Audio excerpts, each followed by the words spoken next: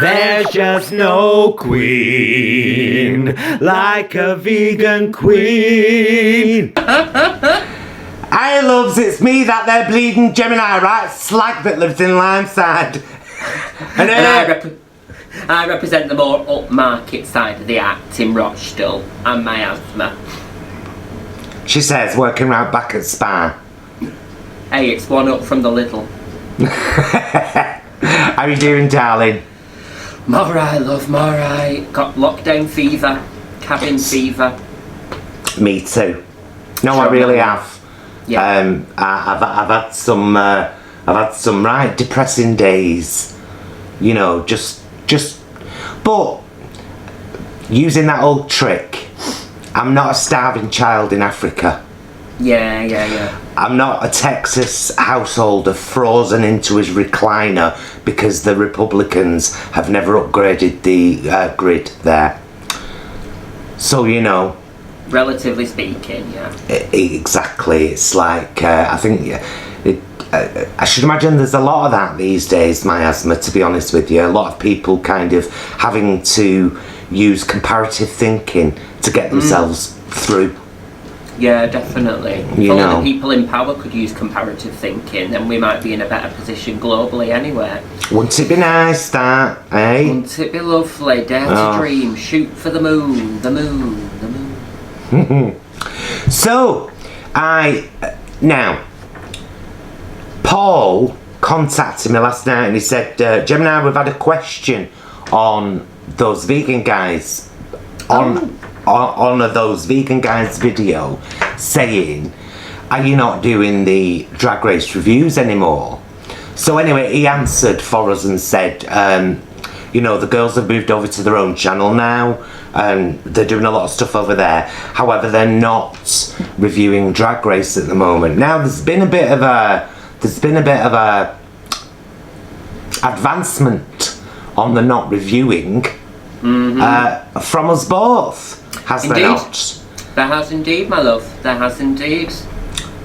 We have decided to, it's a strong word, boycott. We're not watching. Now, here's the rub. Here's the rub, Karen. When these two new series started, and I've mentioned this on previous vlogs, I, Gemini, didn't want to watch them. No, you were reticent, weren't you? Yeah. I didn't want to watch them. I was already kind of out. And I was out because, as I've mentioned before, and I'll say it again, there's this whole new fan demographic of drag. But their only drag input is Drag Race. So, although I love it, and I love that these queens get a platform to show off their skills, they then become part of the elite crew who are getting booked by the club kids and this and that organisation, and you know, 2 minutes after the bloody show ended a couple of weeks ago, that the fake girl group that they were was already booked on the club kids tour. Yeah. And so I don't like all of that, because I do think that drag suffers because of it. But then I was thinking, does it suffer because of it? Because it's always been going on. It's never changed. It's still there. It's in the, well, when the bars are open, it's still there. People are still performing. It's just that a big percentage of drag fans are choosing to go to a ticketed gig rather than the gig with the girl who does every Friday night in the Swan down the street, because she's brilliant. Love that. So I was going off it anyway because of the fans and because of the unfair well, I suppose not unfair advantage. They've been on a TV show, so then they get an advantage. But when RuPaul, the snotty Ponzi cow, who I was already mad at for the whole fracking thing, And also for having no personality whatsoever. Yes, you're right. When she said, I don't want to see a H&M on this runway, I thought, hey, self-appointed queen of drag, you've just spat on millions of queens across the world who do buy off the rack because they can't afford not to. Yeah. Or shop like we do, we're thrift queens. Yeah, absolutely. It's an ethical choice as much as anything else. This dress here was given to me by my neighbour Sally. Yeah. This necklace and all of these rings were bought second hand. Exactly. I'm modelling a little jumper knit here from a subscriber who kindly gave it to us. Reduce, reuse, recycle. Handmade, second hand. You know why? Not because we're cheap, we are cheap, but because we have an ethical viewpoint on consumption as well. And let us not forget that when she said this, I was going to say this alleged thing, she didn't allege it at all, she said it, it's recorded, it were on BBC. This was on the back of 7 months of none of those girls being able to work because of the pandemic. Yeah. Now, where are you supposed to magic money from? And who created this idea that everything has to be elevated year after year after year, so that it destroys what's beautiful and DIY and handmade and treasure from trash that drag is all about? It's not about paying $2,000 for a sequin gown. Yeah, it's pretty. What and what? Yeah. And what? It's pretty, so what? I think basically RuPaul and Michelle, who, you know, both from a show bastardized from the ballroom scene in America, and Tyra Banks, America's Next Top Model. Yeah. RuPaul shoved them in a blender, poured it out and said, look, I created something because I'm the queen of drag. No, you didn't. You're an arsehole, you're up your own arse, and I'm sick of you. I'm sick of you. So I'm done and I'm out. So that's that on that. By which we don't mean to say we don't support the girls who are on it. As no, girls. Absolutely not. Totally. But here's the thing, they don't need our support because they've been given what I see now as an unfair advantage, where the club kids and all the other organisations that are suddenly doing these ticketed gigs with drag race things, that's what they'll focus on. New show with her from season 7 and her from season 12 and this one from season 1 UK. Hey! Marvellous. Good for you, girls. Don't forget where you came from. Some soon do. It's very true, that. And the Grand High Witch in Chief herself, RuPaul, forgot where she's come from.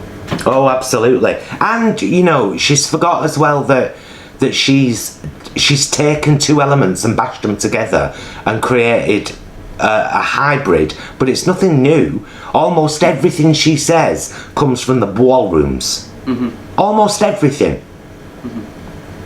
Absolutely. So, you know, good that she's given the ballrooms a bit of a platform, but let's not think that this is all original work from RuPaul. RuPaul's got an incredible team, a huge team of people around her that dress her and do her face and write her songs and write her jokes, and, you know, and she's happy sat with her husband selling her backyard to Republican frackers. Well, frack off, RuPaul. I'm done. We're done. Right, now we're done. On a lighter note. What? On a lighter note. No, but it's worth saying. Yeah. You know, and we are nothing if not queens with conviction. Absolutely. We've also got convictions, but that's another story. Well, it took me a long time to get Paul to stop watching Jeffree Star. Yeah. I kept saying, you cannot be against vulgar displays of wealth and support this man. Yeah. I don't mean to does Jeffree identify as they? I believe the pronouns are he, him, so I think he identifies as male. Nice one. If I'm wrong, I do apologise for that. Again, I've got nothing personal against Jeffree Star, but I decided to stop watching their vlogs, his vlogs, because vulgar displays of wealth. How can I be against millionaires and billionaires who don't understand and celebrate this? Yeah. It's just one of those things, isn't it? And so I'm disappointed because I would love to continue watching, but I haven't. And now I've convinced Paul as well that he shouldn't either. Yeah. And I mean, if nothing else as well, I think particularly for those of us who've either watched the programme for a while or are in the scene and stuff, particularly these last couple of series as well, and this is not to do down any of the queens, but RuPaul's rigged race. Like, there are people winning, people being voted out who were clearly, based on the footage, not the worst and or best of the week. It's written with an agenda, which is fine. It is a reality TV programme, and I get that. Doesn't mean I can't critique it. Absolutely. You know. Absolutely. So, that's that on that. That's the tea. I've spilt it. Hey, what do you think about... I don't know if you saw it or not. Sorry, American politics again. Did you see Ted Cruz tried to shuffle off to Cancun for a few days until he got... Is he the governor of Texas? I think he's the governor, yeah.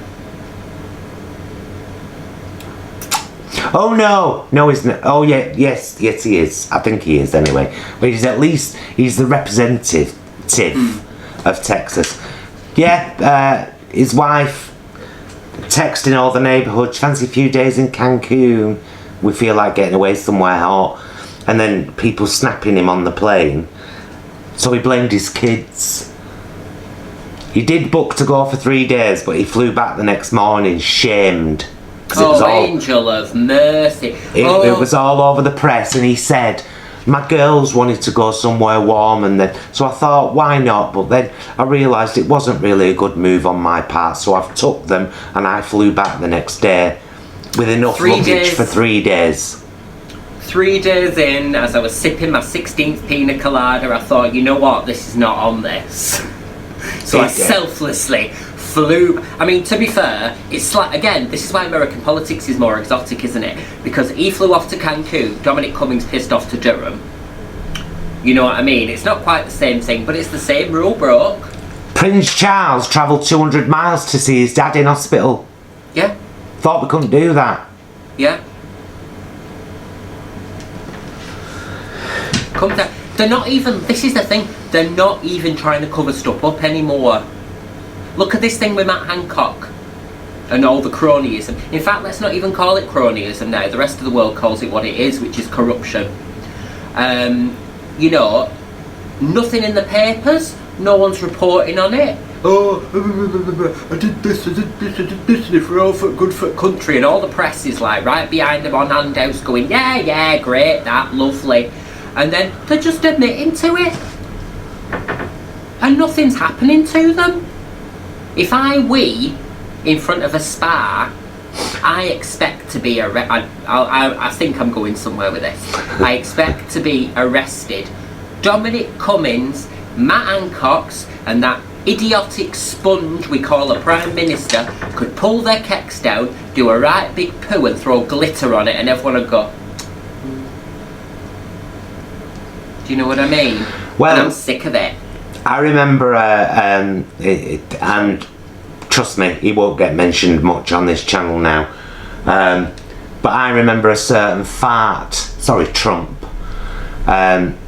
basically saying when, either just before or when he became president, I think it was just before, I could shoot someone on 5th Avenue and no one would mind. Thing is, he's not even wrong. I know! He'd just get away with it. It's the haves and the have-nots. Mm-hmm. And sometimes it's, back to RuPaul for a second, it's acknowledging which of those banners somebody falls under. It's alright to be a have if you are constantly aware of us have-nots. Mm-hmm. But the second you lose yourself in your having, you've gone. It's true. It's true. Isn't it? Shall we pause there, love, for 15 minutes in? I just want to keep an eye on things. Just reset. Let's do that weird thing where we melt. Okay.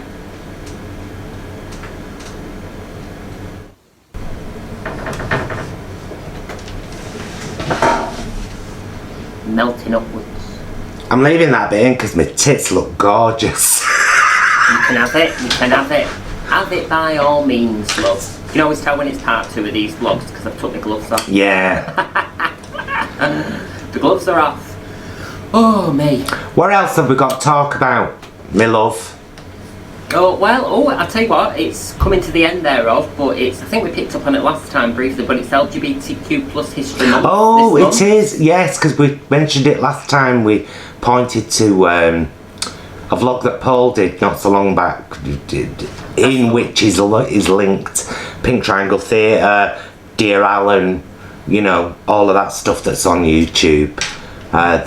Because we were both makeup artists, weren't we, on Dear Alan?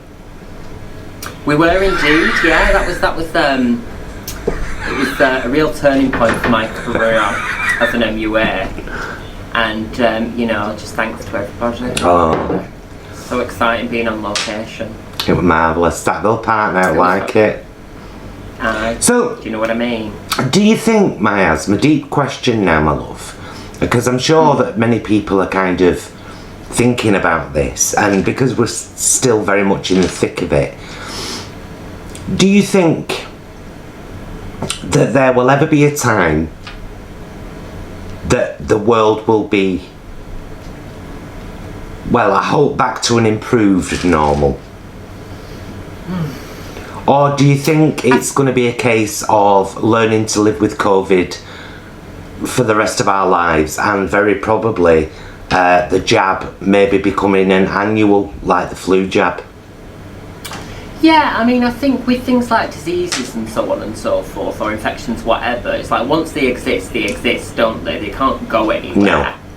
But what we can hope for is that, you know, down the line, it will become like the flu or something, in terms of, you know, people will get it, but you can have jabs for it and it's not completely debilitating to either society or individuals. Yes. You know, that's what I'm hoping for anyway, but no, I don't think it's, and I don't know about going back to normal per se, because, you know, I've said it before and I'll say it again, if anything, this pandemic has shown up the fact that a lot of what we thought of as normal doesn't work. You know, people are terminally underpaid, housing is in crisis, you know, healthcare is in crisis, and so it seems almost foolish to want to go back to that. Yeah. You know? How about you, love? Well, I think it would be nice to have some modicum of normality, as in being able to meet,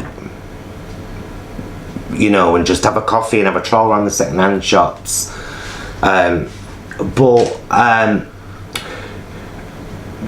tell you what this has taught me, Miasma, is that humans are,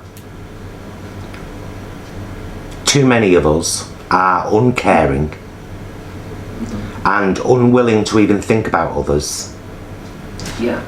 But the biggest thing it's made me think is, we're filthy. Aren't we? We are filth. And when I think about it now, when I think about all the times where, like, I've travelled on a bus, for example, and I've grabbed the handrail getting on, and I've grabbed the stairs rail, and all these things that 1,000 other people before me have touched, and they don't get cleaned, they don't wipe, well, they never used to wipe those things down. They'd clean bus seats and floors. But yeah, this whole, I don't think that the hand thing will ever leave me. No, nor I think I'm always going to be much more vigilant about it. Yeah. And maybe that's a good thing. Yeah, maybe it is. You know, just across the board. Jason and Paul were talking about that the other day. They went to Sainsbury's, they hid in the boot and didn't tell them. And I just like going out for some fresh air, do you know what I mean? Without it being known. You've got it. Any road. You've got it. They were talking about that exactly, saying, you know, this is a good thing, getting back in the car and using hand gel. before you go into Sainsbury's, when you come out of Sainsbury's, you know, before you get in the car, that's a thing that's like, why did we always do this? Exactly. You know, and I suppose if you look back in history at previous pandemics and stuff like that, each time they've had a knock-on effect on practices or hygiene and stuff, haven't they, you know, and so on and so forth. So maybe this is just another one that we should be taking forward. Yeah. You know, so yeah. Do you know what I've just realised, actually? I'm wearing the bisexual colours and I hadn't even thought. Where? Little navy on my top, purple hair, and a pink glove. That's all bisexual colours, isn't it? Oh, look at you. On flag. Representing. That's a good point, actually. Represent. Because with it being History Month, we often leave the B out, I think. Yeah. And You know, do you know, those are I not think the valid P is just as important as the B. agree. I think if I don't know if I've mentioned this before, but if I were forced to give myself a sexuality label, it would be pansexual. Yeah. I used to think it was Yeah. it was bisexual, but no, it's pansexual. Pansexual. Yeah. Well, that's good, isn't it? It's like, you know, when people have a go at all these terminologies and stuff that we got now, it's like, it's not a reductive thing, loves. We're just expanding and being more specific. And I think that can only be a good thing. I definitely agree. Yeah. You know? I definitely agree. So I am hoping that we can both get our vaccinations at some point in the not too distant future, and maybe, just maybe, we can be sat at this bloody table together again, doing an actual Jab me, Boris. Oh God, no. Jab me, Dominic. Imagine. Oh, come on! I can't stand the man, but could you he's hot. imagine? If I didn't know he was a conservative. Dominic Cumming. Oh, the other Dominic. Raab. Got ya. I'm going to say Dominic Cummings was like the bastard child of Mo Molan and Buzz Lightyear. Oh God, not him. He's awful, dreadful. He's foul. I know, don't I? See how I judged her then and I didn't realise there's a lesson there. Dominic Raab. Yeah, he's kind of cute. He's still a suck though. I can't get turned on by people I don't agree with morally. Well, I mean, it's not like I'd ever flip my bean over him. Do you know what I mean? But I do look and think, I wish you weren't a conservative. You're too bonny. And then afterwards, do you have a bit of Dettol on your hands? I would. Have you been watching anything good, Miasma? I tell you what I am watching. I'm really into, since we've stopped watching Frack Race, really into nice, gentle competition shows that are not horrible and overly edited. And here's one I've really started to enjoy. Interior Design Masters, Season 2 with Alan Carr, now on BBC. Because you know I love Sewing Bee and Pottery Throwdown and all that. You do, don't you? Because they're just gentle. And when they get booted off, there's no drama. It's just like, thank you very much for the opportunity, I learned a lot. And it's nice. You know, competition doesn't have to turn nasty. No. Well, me and the lads started watching some lovely gentle things. I think I've mentioned it before, but there's a series called Virgin River, which is very gentle and lovely. It's just a nice drama. And then the other night, one called Fate, the Winx Saga. Oh yeah, I've heard of this. I tell you what, it's bloody good. It's it's on my to-do list. It's proper good. It's not for kids. Not at all is it for kids. But I mean, they're either all Americans doing fantastic British accents, or it's a British cast with one American girl, and it's so well cast. It's so well acted. It's so well scripted. It's really, really, really good. Very surprised. When I first saw the trailer, I was like, well, this is made for teenagers. And then we watched the first 2 episodes, I was like, it's bloody not. Did not this. I love that for me. Well, it's not made for them, but they can watch it if they want, but it's certainly not made for them. Not by a long chalk. Marvellous, really. Loving it. Have you eaten anything lovely lately? Oh, I've not. Humble pie. Well, I tell you what. The boys are going to kill me. They bought 4 pies a couple of days ago from Aldi. They did an Aldi vlog. No beef bourguignon pie. Ooh. 90p from Aldi. That sounds sick. With 30% off. So, anyway, they were dated that day, so they bought 2 for themselves. I told them I'm alright, I'm having apple salad. I didn't say it. Yeah. I had a chippy. But they left 2 pies in the freezer. They put 2 in the freezer. I've had one. With a knife. Oh, my asthma. If you go to Aldi, look for it. The awful part is it's not with the vegan stuff. Oh, I hate that. It's so annoying traipsing around the old bloody It's shop. with the meat. Right. It's with the meat. But you can clearly see it's a little black pie box, and it clearly says vegan on it. Well, that's alright Yeah. then. But it is a pain that they should just put everything together. It gets on my I know.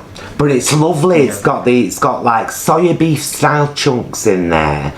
These little shallots.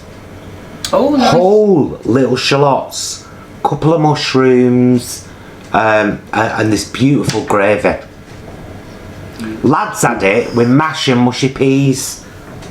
Gorgeous, you dirty northerners. I'm hiding behind an armchair with my chips and curry sauce. I'm enjoying my apple salad, occasionally making a Crunch, crunchy crunch. noise.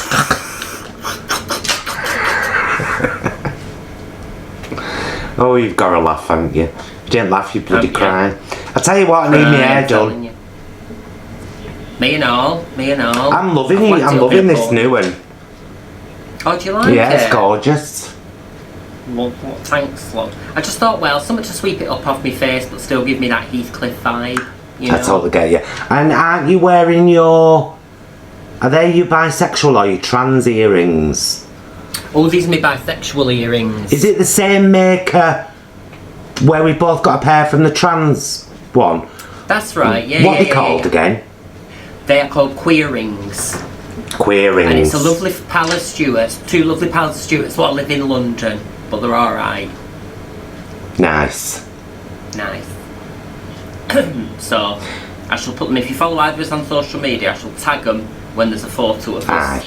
Just so folk can go and have a look and support a small business if you can.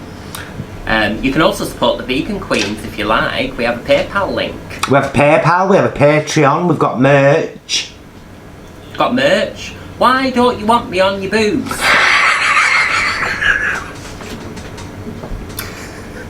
It's a good question. Why don't you want us both on your boobs? There we are, sketched by the fabulous Charlotte. If you're gonna be a queen, be a vegan queen. Vegan That's all it Queen. says. You know. Exactly. Of course it's it. Of course I can, I designed it. Of course you can. Joe Black wearing an H&M dress. Of course you can. She bought it. Oh well. Oh, love. You know, yeah, I think we've covered politics. We've talked about why we're not reviewing or even watching RuPaul's Drag Race anymore. We've talked about the pros and cons of politics. I've talked about the sexual fantasies of Dominic Raab if he weren't a conservative. We've discussed Ted Cruz and that poor man who froze to death in an armchair in a recliner, no less, in America. We've wished. We've run the gamut. A to Z. 3 cheers, damn it. C'est la vie. We've wished for a changed world and we sit here patiently hoping for it to be changed. We're both waiting for a prick in his arm. You know. Or is it in your arm? Yeah, deep as well. I'll still have it, but I won't say I'm not disappointed. You filth, you, my asthma. And, Well, you come... Shall we wrap up then, mother? Yeah, we should do, really. Let's keep it a nice little short one for folk to have a look at this time. Do follow those vegan guys. Put their channel up there. Do follow The Library is Open. I'll put their channel up there. And stick with us, because as the world does get back to normal, there's a great big chance that we'll end up back together at this table, maybe even busking in Manchester City Centre. And we will certainly be vlogging any and all future performances because we're both biting at the bit, we're chomping at the bit. Yeah. Aren't we? We are indeed. I can't wait. See you there. Right, love. Say tries and I'll say mine. Ta-ra's, loves. Love yous. Take care. Be safe. Love you. What she said and a bit more. Take care of yourselves. We'll see you again soon. Bye, loves. Bye.